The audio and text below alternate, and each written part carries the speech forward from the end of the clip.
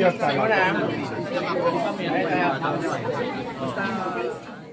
nagkatrabaho kayo ni Ate Guy? Yes. Ang title nun is Darling, Buntis Ka Na Naman with Matt Ranillo Editor. Anong taon ito? 1980s ba ito? 80s yata, mga 87 o 88 na gano'n. Kumusta siya nang nakatrabaho mo? Ang bait. Sobrang bait natin ka. Palangiti. Pero meron ka bang personal experience na bawa, may binigay ba siya sa'yo, tinulungan ka ba? Wala. Basta kasama ko siya sa shooting, napakabait niya tayo. So, na nakasama ko siya movie, Darling, Buntis Ka Na Naman. Anong naramdaman mo nung mabalitaan mo pumanaw na siya? Ay, lungkot ako, sobrang lungkot. Parang hindi ko na-expect na mawawala siya. Hindi sa ganong age. Basta hindi ko naramdaman ganon. Basta nasa puso ko siya lagi. Wherever. Hanggang nandito pa ako. Parang pagkakilala mo kay Ate Guy, yung kumaga yung legacy na iiwan niya sa mga fans, sa mga nagmamahal sa kanya. Ano ulit?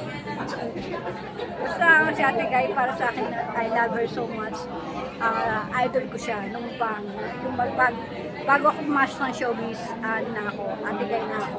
Anong reaction mo nung makita mo na siya kanina, nung lumapit ka at magpugay sa kanya? Sabi na, nilulungkot talaga. Hindi ko iisipin na wala siya. Basta sa isip ko, sa puso ko, nandiyan na siya sa akin. Huling mensahe mo na lang para sa iba pang mga nagmamahal kay Ate Guy na kagaya mo. Alam kong marami nagmamahal kay Ate Guy. May time pumunta kayo dito at sa kanyang huling hantungan para at least yung memory niya, lagi natin nasa isip. Pero ako lagi nasa isip ko si Ate Guy, sa puso. Pwede mag-question. Pwede, ate? Anong pinamagandang alaala mo kay Ate Guy? Nakasama ko kasi siya dati noon sa parang mga famas, gano'n. Tapos, hindi siya supladas na syempre siya superstar, di ba? Parang, ang sarap-sarap lang ng feeling na papansinin ka ng isang superstar. Di ba? Hindi siya syempre mag-hi ka kasi si Nora Honor, di ba? Hello po, superstar. Tapos nagpa-picture ako sa kanya. Sabi niya, smile siya. Sobrang bait. Anong reaction mo nung mabalitaan na wala na siya? Actually, nasa Japan ako noon. Tapos, Miyerkules Santo lang yun, isang lang yun. Nasa Japan ako noon. Tapos,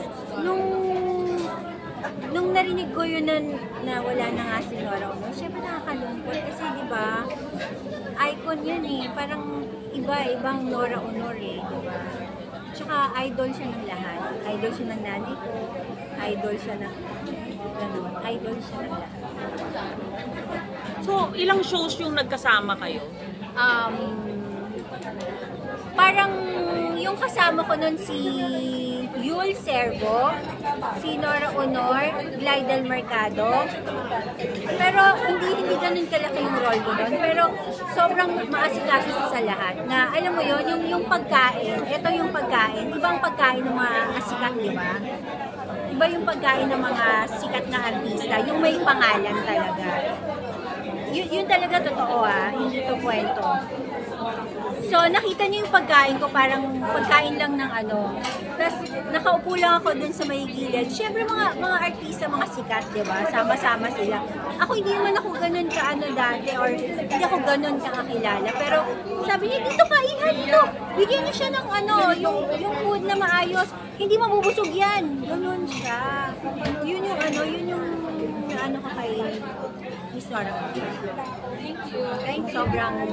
Katrina, anong message mo sa mga fans din, na like yung mother mo, ano ba? Nandiyan pa ba yung mother mo? Yung mami ko, matanda na kasi 75 na siya. Gusto niya pang makipagsiksikan. Bakit?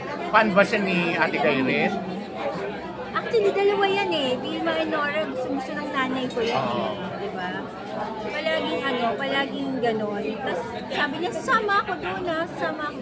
Sabi ko, ma, baka maglalakad pa lang tayo, 3 hakbang pa lang, hinihingal ka na. So, hindi, yung iba mga naka-wheelchair kanina, mga naka-walker, talagang pumila.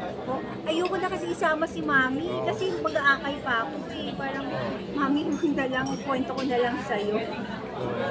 Ayun.